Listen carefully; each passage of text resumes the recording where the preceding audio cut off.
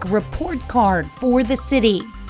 The House will vote on whether to strip a Republican congresswoman from her committee assignments over her support for conspiracy theories. I'm Natalie Brand with the tensions within the GOP. And we look at an NFL-sponsored program called Forever 55 that's already changing lives in Tampa. The 4 states' most watched news starts now. The latest economic report card shows the city of Pittsburgh succeeded in weathering the economic storm brought on by the coronavirus pandemic. This is KOAM News at Noon. I'm Tanya Bach. Topping our first 7 minutes, a report by the Chamber of Commerce and Pittsburgh State University shows labor increases and a jump in sales tax collections. But it wasn't all roses. The report also shows the city experienced 34 bankruptcies in the 12-month period ending last September. And the city also lost a local favorite pizzeria as Gusano's permanently closed its doors. Chamber President Blake Benson says last March, the city's unemployment rate fell to a 20-year low of 3.3%. And while it did get up to 9% in April, as of December, the unemployment rate was back down to 3.5%. Our labor force numbers increased. Sales tax collections for 2020 were actually up over 2019. We had several expansion projects. If you'd like to take a look at the latest Pittsburgh micropolitan area economic report, we've put a link to it in this article on KOAMnewsnow.com. And for a look at our weather outlook, we go to Michael Hayslip. I understand the temps are falling. I'm going to guess you haven't been able to leave the newsroom as of yet, have you? Oh, wait till you walk outside. Remember that delightful morning we had, 55 degrees before sunrise? You warned me. It was absolutely gorgeous. Well, here's the positive aspect about it. We've been able to hover high 30s, low 40s.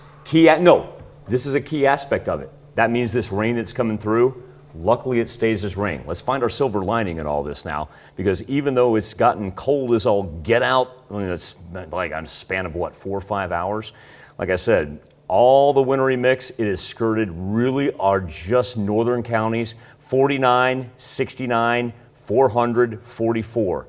All our roads are looking excellent right now. So let's just take that as a benefit. Now, from the Freeman Health System Sky Camera, like I said, pre-sunrise, 55, 56 degrees. Here we sit at 38 with a wind chill right now of 26. Additional temperatures, 34 in Pittsburgh. Let's go 32 in Nevada and 39 in Independence. And the big factor was the wind shift as the low pressure system moved in on us.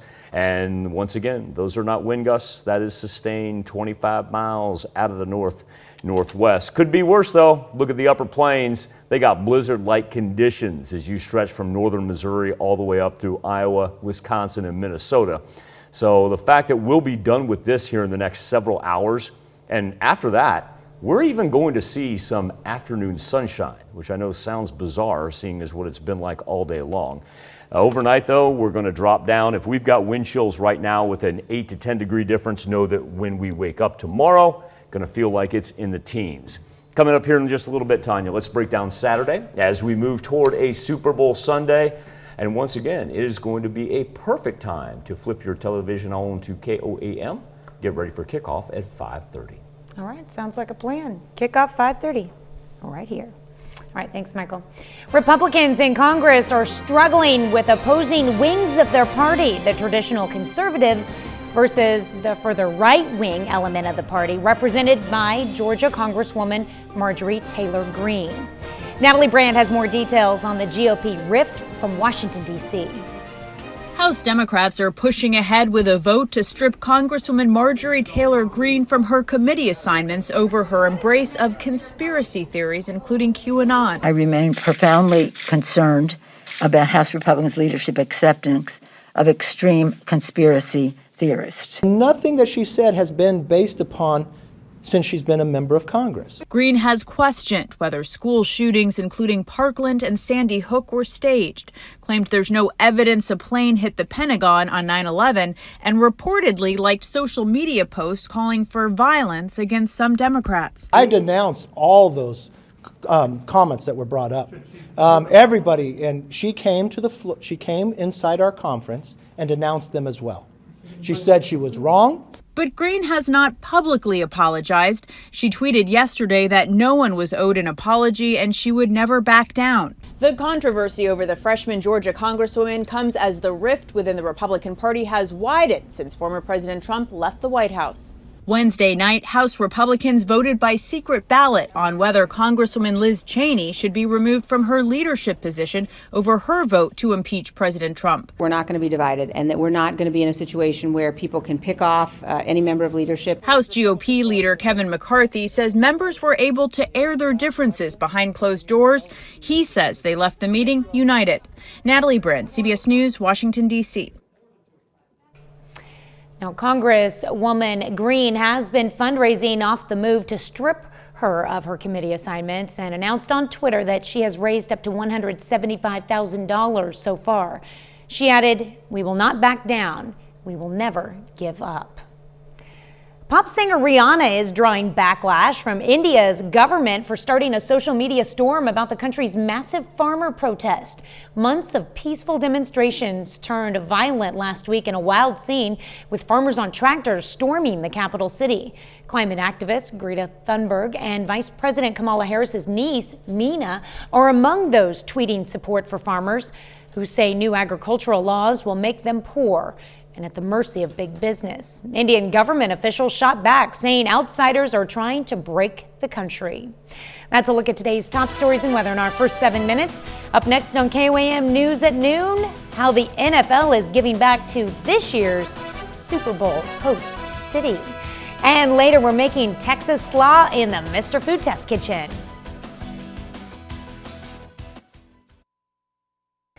Every year, the NFL donates to cities that host the Super Bowl, striving to make a difference that will last long after the confetti falls. This year, that help is needed more than ever. Mark Strassman shows us how the NFL and Tampa's Super Bowl host committee created a new program called Forever 55 that's already changing lives.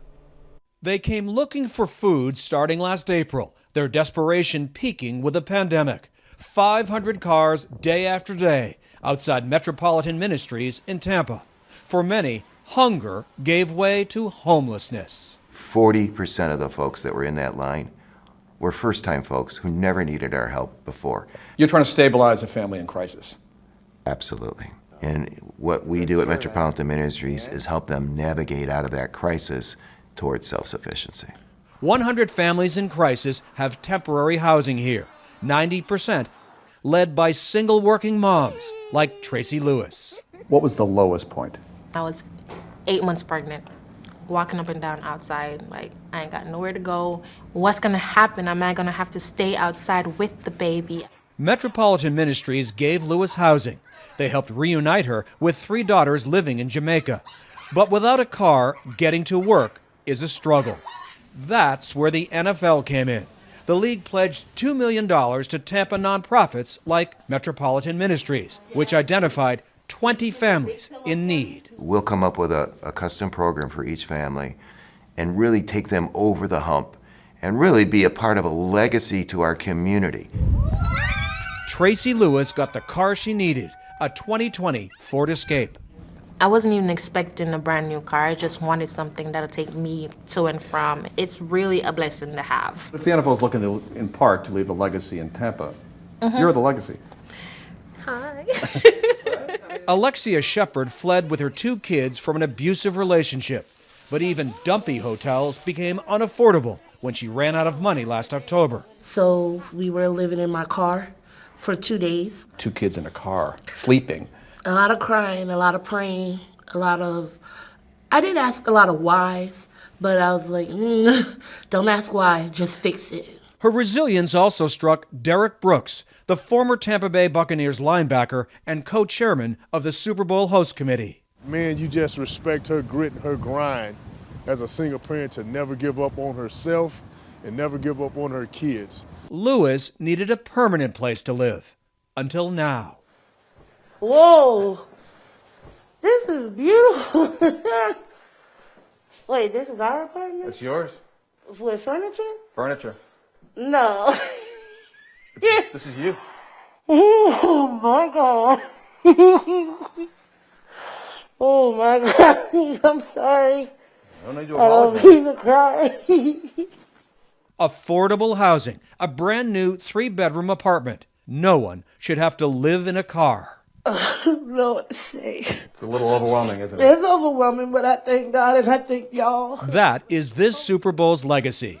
It will live in Tampa long past whoever wins the big game on Sunday. It's a beautiful legacy. What is better than life change for 20 families that have come out of homelessness? Now that Tracy Lewis has her car, she's saving to rent a house later this year.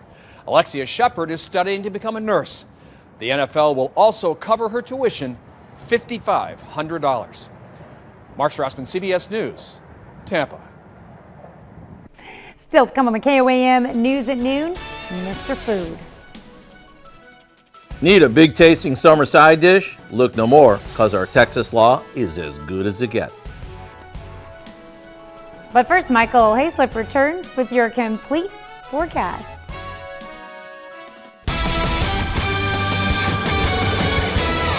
Now, I want to be very particular when we talk about the headline of our slides here, because this is our 24-hour temperature change that goes back to 5:48 this morning. We saw a 20-degree increase in northeast Oklahoma. We saw almost close to 20 degrees there through the central portion of the 4 states. That's how warm this morning was.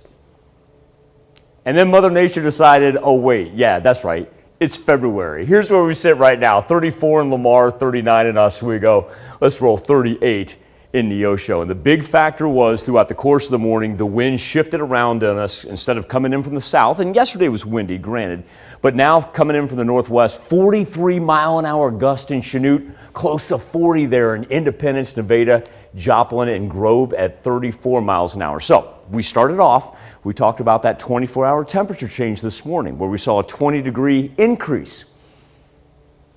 Now we've got a 20-degree decrease at Carl Junction as we sit at the noon hour. So essentially, we're talking about a 30 to 40-degree difference when you put those things together. Isn't that something else? And here's what happened. All that cold Arctic air swept down. Blizzard-like conditions for the upper plains, ranging from northern Missouri through Iowa and into Wisconsin and Minnesota. We've been relatively lucky because we've been able to stay on the backside. Now, these temperatures that I point out right here, those are actual wind chills. That's not temperature. That's what it feels like out there. And so that's why, even though we've had precipitation, we've been able to keep it as rain. Our watches and warnings for us, it's going to be a wind advisory as it continues to barrel in all the way until the afternoon hours. We also had a report of a semi that was blown over, not for our counties, but here, Highway 42 runs just to the southwest of Wichita. The winds actually blew the semi to the side of the road and blocked traffic. While we're talking about watches and warnings, wanted to call into context what we're looking at in Tampa, Florida. We talked about a freeze watch that they had yesterday. Well, they're a balmy 64 right now. And while the radar doesn't show anything, that's going to change by the time we get to Super Bowl Sunday. As far as what we're seeing here in the 4 states, we've been lucky. Our rain has been relatively light. No storm reports, a little wintry mix, but it hasn't affected either of our massive highways and transportation as you head up to the north. Still going to be windy throughout the afternoon. We're going to stabilize here in the next several hours, kind of roll high 30s, low 40s. But then overnight, we continue to dip back down because that wind chill is certainly going to feel like it's in the teens as we wake up for Friday morning. Now, Friday is going to have a good dose of sunshine to it. As a matter of fact, we'll make it up into the high 40s, maybe even throw a 50 in there every now and then. But then once again, overnight, we continue to drop down. And then on Saturday, we start with rain there in the morning, and we got a chance to flip that over into some snow. Now, let's talk about the old countdown to kickoff. You can find the clock right there on KOAMnewsnow.com as we find ourselves 3 days, 5 hours, and 11 minutes away from it. And guess what's going to happen? Here we are, Sunday morning. That's rain down there in Tampa, Florida. And as it progresses through, while it wants to dip off to the south, the closer we get to kickoff, yeah, there's still a good chance that rain persists along the Bay Area right there as it moves out of the Gulf of Mexico. If you want a little historical context, there's only been one Super Bowl that had rain from start to finish. That would be Super Bowl 41, which, considering the month of February, which was indeed historic for its own premises. I'll let you go ahead and look those up at home. Ooh, All right, some homework. I like it. All right, thanks, Michael. We take this time to honor today's four-state hero, Corporal Irvin Myers in the U.S. Army. The soldier from Columbus, Kansas, joined the military in 1942. He fought in the Pacific Theater, in the Philippines, and at New Guinea, earning a number of honors. Among Corporal Myers' medals include the American Service Medal, the Asiatic Pacific Service Medal, and the World War II Victory Medal. Corporal Irvin Myers, we thank you, our four-state hero. Friday, February 5th is...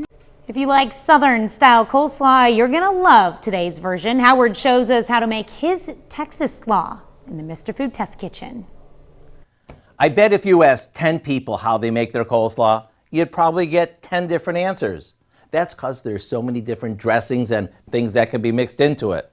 Today, I thought I'd share a Texas-style coleslaw that's big on taste and crunch. For this one, we start by adding equal amounts of white vinegar and vegetable oil to a bowl, along with a bit of lime juice, sugar, cumin, ground red pepper, and a little salt and pepper. We whisk that together and set it aside.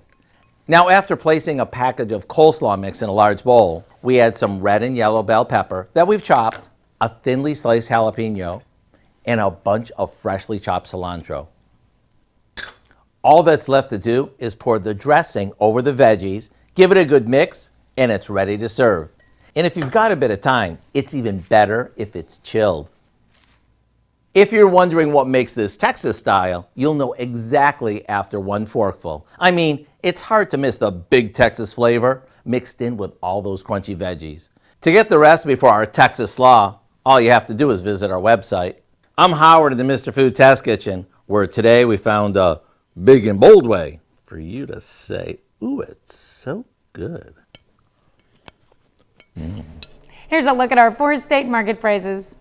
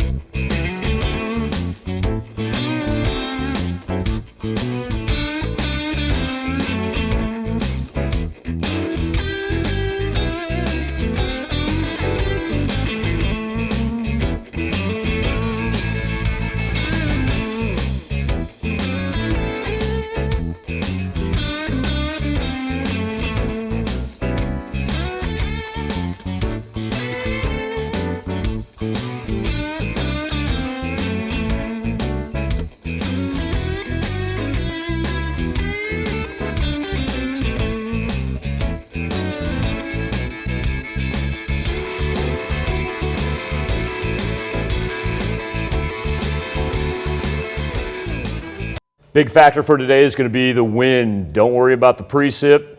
Just hang on because it's coming in gusting up to 45 miles per hour. Stay warm tonight and tomorrow. Wind chills dropping down to the teens. Tanya?